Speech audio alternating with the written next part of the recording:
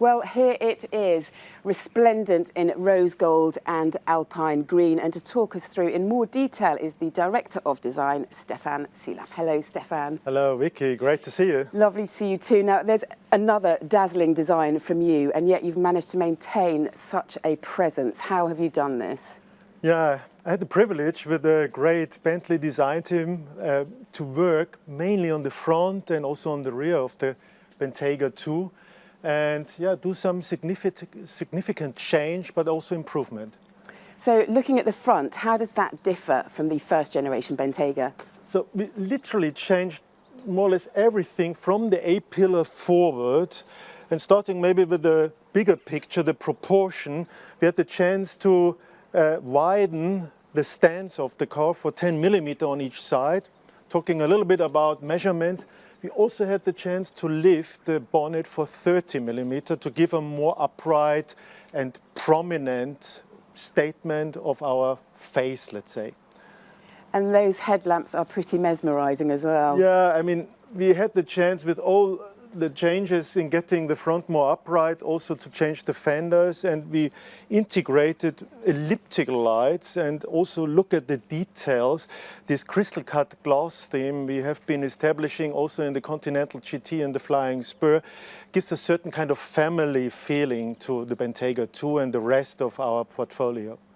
Now, I notice as well that you've brought that through to the rear, and this is a new back end. So if you can talk us through this, that would be lovely. Yeah, I mean, the rear end is really doing a big step. Also with regard to the stance, again, the wheels came out also in the rear for 10 millimeter.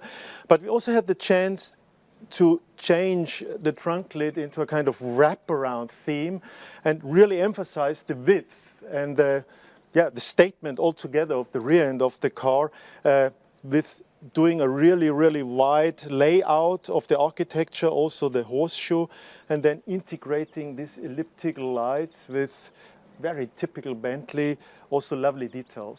It does look a lot wider, is it? Or is it just magic from you? It is not wider, it is, I wouldn't say magic, but it is a part of our, let's say, professional business to make things look really more and more advanced, and this was one of our little tricks we were playing, let's say. Now, in profile, it also looks a bit longer, so is that another special Stefan trick? Again, yeah, I mean, the overall length and also the wheelbase hasn't changed.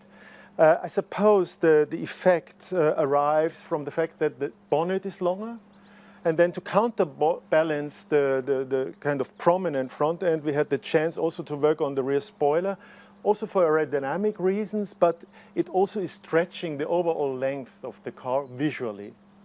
Well, visually it already looks fast, and I'm sure it will be. What about inside the car? What about the major changes? An exercise we really enjoyed. It's always is and has been a lovely interior. And we have now the chance to change the big things. We had a chance to work on the seats, on the door trim, on the dashboard, and on the center console. It does look like another exquisite work of art. What about the materials? Can you talk us through a few more details? Yeah, before I go to the materials, there have been two major changes in the dashboard. So the whole, let's say, dashboard became more digital. So we integrated a digital combi instrument and also a 10.3-inch digital display in the center console. And Chris is going to talk a little bit more in detail about all the technical effects of these devices. Yeah, and coming back to your question on the materials, I give you a few examples. One of the things I really love is this decoration part over here in the door trim, in the dashboard. It's diamond polished 3D aluminum. And we're talking a little bit also about sustainability in this case. We have two more new veneers, sustainable veneers introduced as well. The Koa and the crown cut walnut.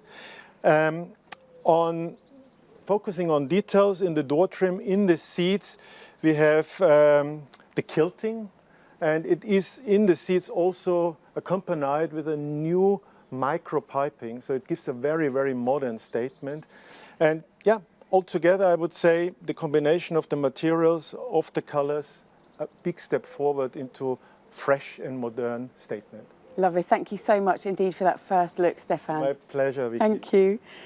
So we have had a look at the surfaces now, and let us ask Chris to dig a little bit deeper and go beneath.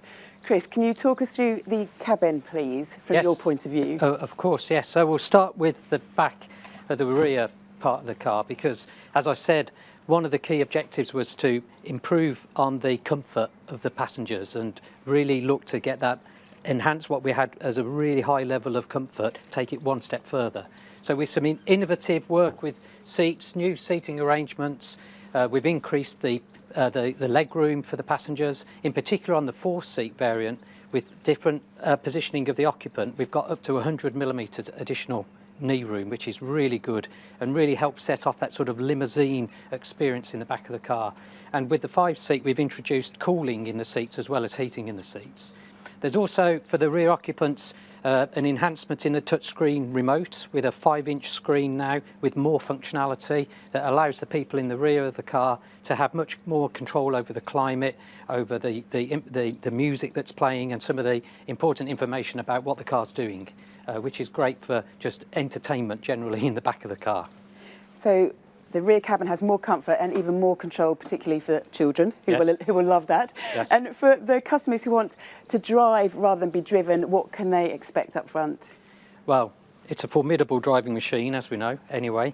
So what we wanted to do was really give it an extra boost in terms of the technology, so that for this new Bentayga, we had a step forward in terms of the actual infotainment. It's all of the digital and electronic equipment in the car. As Stefan said, a new touchscreen in the centre part of the fascia with the very latest infotainment system, much more intuitive to use with many, many more features compared to the first Bentayga, and a digital combi display, but also importantly for the real driving experience, a head-up display has been enhanced with more information for the driver, real-time traffic information, for example, and road condition data on the head-up display, which just makes it all, enhances that whole driving experience.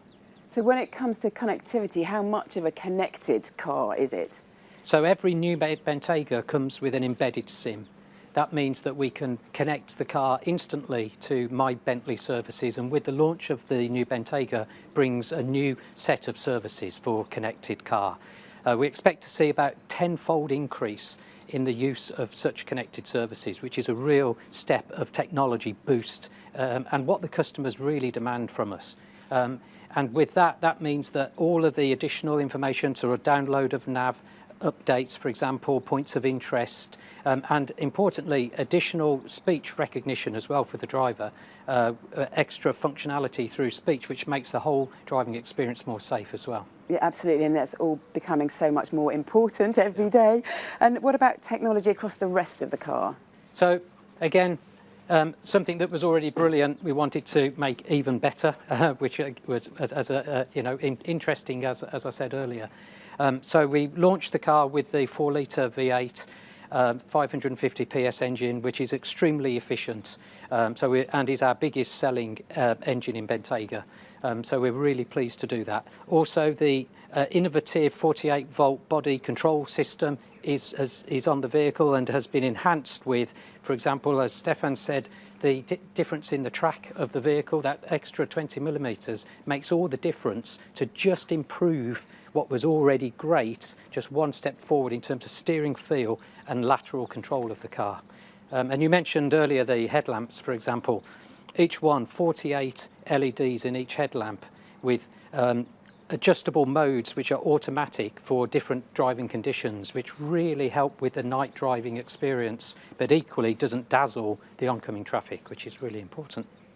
Now, you mentioned that at launch we will have the V8. So when can we expect the hybrid, which will be part of the Beyond 100 strategy that Adrian spoke about earlier? Yeah, the hybrid will be available through the rest of this year.